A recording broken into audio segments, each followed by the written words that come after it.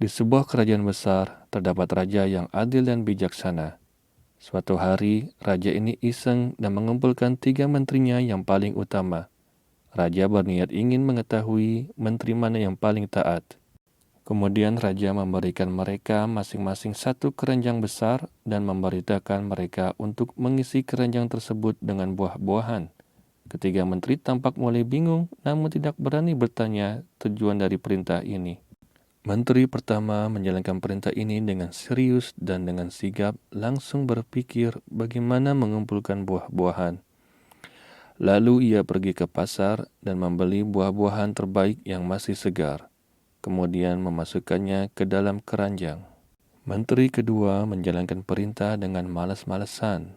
Walaupun ia pergi ke pasar juga, tetapi ia hanya membeli buah-buahan yang terlalu matang dan hampir busuk. Menteri ketiga menjalankan perintah semaunya saja. Dia mengumpulkan daun kering dan sampah dan memasukkannya ke dalam keranjang. Menteri ketiga ini bermaksud menipu raja, asal keranjangnya penuh saja. Di keranjangnya sama sekali tidak ada buah-buahan.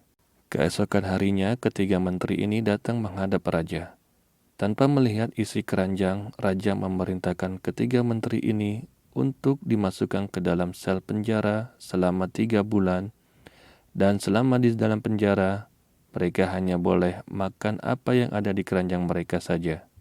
Menteri pertama tampak senang karena ia mengumpulkan buah-buahan terbaik yang enak untuk dimakan. Menteri kedua nampak cemas karena sebagian buah-buahannya sudah busuk dan mungkin tidak bisa untuk bertahan selama di dalam sel penjara. Menteri ketiga nampak ketakutan karena dia tidak punya makanan. Dia tidak menuruti perintah raja dengan sebaik-baiknya. Pesan dari cerita ini adalah kita semua seperti ketiga menteri di atas. Kita semua diberikan buku amal yang harus diisi dengan amal baik sebagai bekal kita di akhirat.